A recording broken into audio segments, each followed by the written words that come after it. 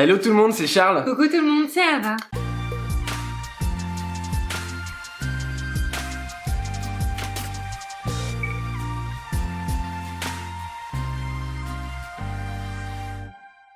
Bon, on espère que vous allez merveilleusement bien, comme d'habitude. C'est Pâques, c'est la fête. Il y a eu des meilleurs Pâques, on va s'avouer quand même que hors confinement c'est plus sympa Pâques, surtout pour aller chercher les œufs, mais dans le jardin ça reste possible. C'est ce que j'allais dire. N'allez pas chercher les œufs dans la rue. Ni attention. dans le jardin du voisin, restez dans votre jardin. On reste chez nous. Et une très bonne raison de rester chez vous, ça va être cette recette qu'on s'apprête à vous présenter, qui est tout simplement une pure merveille, une pépite au chocolat évidemment, parce que c'est le thème du jour. Ça va être le flan au chocolat de Yann Brice, le meilleur ouvrier de France. Qu'on a trouvé, comme toujours, dans le magazine Food Pâtisserie, 100% chocolat. Donc ça, je pense que c'est l'édition de Pâques de l'année dernière. En tout cas, encore une fois, il est super bien. Très bien. Faites juste attention, regardez bien les pesées qu'on va vous mettre dans la description parce qu'il y a une petite coquille dans le magazine. Donc prenez les pesées si vous voulez regarder le magazine, faites comme vous voulez, mais il y a une petite coquille, alors faites attention. Alors qu'est-ce qu'il y a dans ce flan? Il y a une espèce de pâte brisée un petit peu au cacao qui va nous servir de fond de tarte pour le flan, et un appareil à flan qui concrètement c'est une crème pâtissière au chocolat. Donc c'est la pâte la plus facile et une des crèmes. Allez, c'est pas la plus facile, mais en tout cas c'est difficile de rater une crème pâtissière, donc vraiment ça ne peut être que bon et tout le monde peut le faire. Ça a l'air très très bon en tout cas. Encore une fois ici on va faire la pâte à la main tout simplement parce qu'on n'a pas de robot, mais en même temps c'est bien de vous apprendre aussi à faire les choses à la main au cas où si vous aussi déjà vous n'avez pas de robot, ou si un jour vous tombez en panne de robot, ça peut être bien pratique. Ou si vous avez envie que vos enfants se mettent un petit peu les mains dans la pâte, c'est hyper sympa, c'est une belle introduction à la pâtisserie. On va commencer tout de suite par la pâte au cacao. Dans un bol, vous mélangez les jaunes d'œufs avec le lait, histoire qu'il soit bien homogène.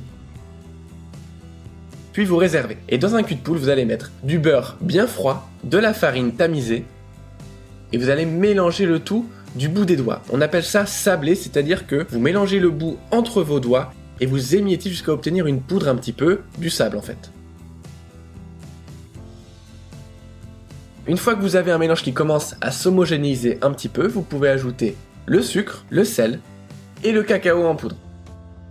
Et vous continuez de mélanger avec vos mains. On se fait plaisir, si vous avez des enfants, faites-leur faire ça, ils vont adorer. Si vous voulez le faire au robot, utilisez la feuille. Et une fois que vous avez une pâte à peu près homogène, vous pouvez y ajouter votre mélange de jaune et de lait. Vous allez voir, cette pâte, elle est collante, ne vous inquiétez pas, essayez de la manipuler comme vous le pouvez, vous ajoutez petit à petit le mélange d'œuf et de lait, jusqu'à ce que donc ce mélange soit totalement homogène. Une fois que c'est le cas, vous allez filmer cet appareil et le mettre au réfrigérateur pendant minimum 1 heure, si vous pouvez plus, c'est encore mieux.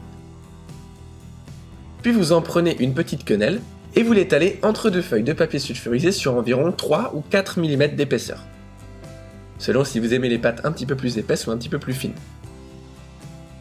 Cette technique entre deux feuilles, elle est vraiment très pratique, surtout quand on a des pâtes comme ça qui sont très collantes. Ici, rien n'adhère. Une fois que vous avez quelque chose de bien lisse, vous pouvez retirer la partie supérieure et découper des bandes d'environ 4 cm et demi, en tout cas en ce qui nous concerne, puisque c'est la hauteur du cercle qu'on va utiliser pour foncer le flan. Alors soit vous avez un petit cercle et vous faites une seule bande qui fera le tour, soit vous avez un plus grand cercle et n'hésitez pas à faire 2 ou 3 bandes si besoin. Une fois que c'est découpé, vous faites reposer le tout pendant environ 30 minutes au congélateur pour que ça durcisse. Vous prenez une petite boule du reste de pâte que vous étalez encore une fois entre deux feuilles de papier sulfurisé sur 3 mm d'épaisseur pour faire cette fois-ci le fond.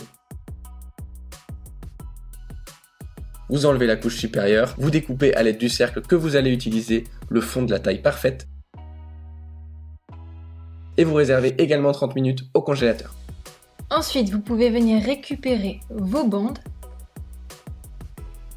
Vous voyez, ça se démoule très facilement parce que c'est froid. Et sur de la farine aussi. Et on va venir la mettre à l'intérieur de notre cercle. Le côté fariné ne doit pas être en contact avec votre cercle, sinon la pâte ne va pas du tout adhérer au cercle. Il faut au préalable beurrer votre cercle. Et vous créez une jointure si, comme nous, vous avez eu besoin de 2 bandes. Vous appuyez bien pour qu'elles se soudent l'une à l'autre. Et à l'aide d'un couteau, vous allez araser, c'est-à-dire faire un mouvement de l'intérieur vers l'extérieur pour que les bords soient nets. Et pour finir, vous insérez votre fond de tarte au milieu, vous jointez bien et vous mettez le tout pendant minimum 1 heure au congélateur. Alors maintenant que ça c'est fait, on va pouvoir lancer cette crème pâtissière au chocolat. Je vous l'annonce, va être une pure merveille. Je pense. C'est parti. Dans un cul de poule, vous venez mélanger les jaunes d'œufs avec le sucre semoule. Et vous fouettez immédiatement pour que le sucre ne cuise pas les jaunes. Sinon, il risquerait d'y avoir des grumeaux. Ensuite, vous pouvez ajouter la farine tamisée ainsi que la fécule de maïs ou de pommes de terre et vous homogénéisez le tout. Dans une casserole, on vient mettre le lait entier avec la crème liquide et on mélange le tout jusqu'à ce que ça bout. Une fois qu'on a une belle ébullition, on vient verser un quart ou alors la moitié de cette préparation sur le mélange précédent. Et on fouette énergiquement pour bien mélanger le tout. Ensuite, on vient remettre la totalité de nos préparations dans la casserole et on va venir porter le tout à ébullition et vous allez voir que notre crème pâtissière va épaissir. Et dès que vous avez la première ébullition, vous pouvez arrêter votre mélange et le sortir du feu. On ne la cuit pas comme une crème pâtissière. Et on va pouvoir ajouter notre chocolat concassé ou alors si vous avez des petites pistoles comme nous, il n'y a pas de souci, vous n'êtes pas obligé de les concasser. Et vous allez mélanger le tout. Vous voyez comme ça s'homogénéise, c'est trop beau. Et ça sent aussi très très bon. On a une superbe texture. On va pouvoir mixer cette préparation pour qu'elle soit le plus lisse possible.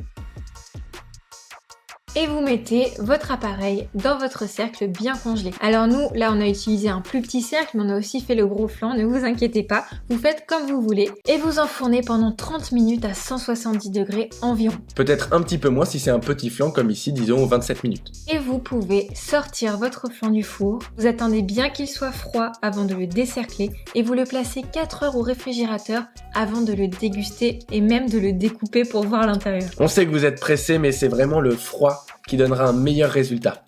Regardez, imaginez ce goût de chocolat. Je crois qu'on a tout. Bah je crois, hein. C'est pas difficile, il y a 2 préparations. Les cloches ont sonné. On va pouvoir déguster ces flans. Attention, regardez la différence de taille, de bout. C'est pas vrai ça. Oh, ça sent le chocolat de fou. Essayez de prendre un bon chocolat si vous en avez, c'est important.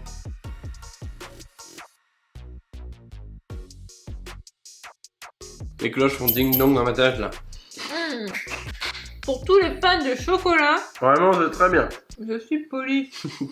Bah c'est à se demander pourquoi faire compliqué de temps en temps. Parce que là vraiment tout est simple. C'est juste on comprend tout de suite ce qu'on mange dans la bouche. C'est délicieux. Vous allez adorer ce gâteau. Je mets au défi quelqu'un de me dire qu'il n'aime pas ce gâteau. C'est impossible. Même si on n'aime pas le chocolat, c'est trop bon. Si vous le reproduisez à la maison pour du coup pouvoir goûter ce flan juste extraordinaire, n'hésitez pas à nous mentionner sur Instagram ainsi que le chef Yann Brice. Honnêtement c'est un chef qui a l'air très très gentil. Adorable. Il donne des recettes vraiment formidables. Il a d'ailleurs son livre Tourbillon, on vous le rappelle, qui est une mine d'or. Les photos sont magnifiques. Enfin bref, on va terminer là sur les compliments. Mais on adore ce chef. N'hésitez pas à nous mettre un pouce bleu si vous avez aimé cette vidéo. On vous souhaite de joyeuses Pâques, je crois que ça se dit. Ouais, amusez-vous bien, profitez du chocolat. Mangez pas trop, parce qu'on bouge pas beaucoup en ce moment. Ou alors faites du sport. Courez dans le jardin pour chercher les œufs. Ça peut être une solution alternative. Mettez des chronos aux enfants. Vous avez 2 minutes. Si ce n'est pas déjà fait, vous pouvez vous abonner juste ici et appuyer sur la petite cloche. Ça nous aide dans notre travail. Vous, ça vous permet de ne pas louper les vidéos. Donc ça peut être avantageux pour tout le monde et c'est gratuit, alors n'hésitez pas. Sur ce, on vous embrasse très fort. Passez des très très joyeuses fêtes de Pâques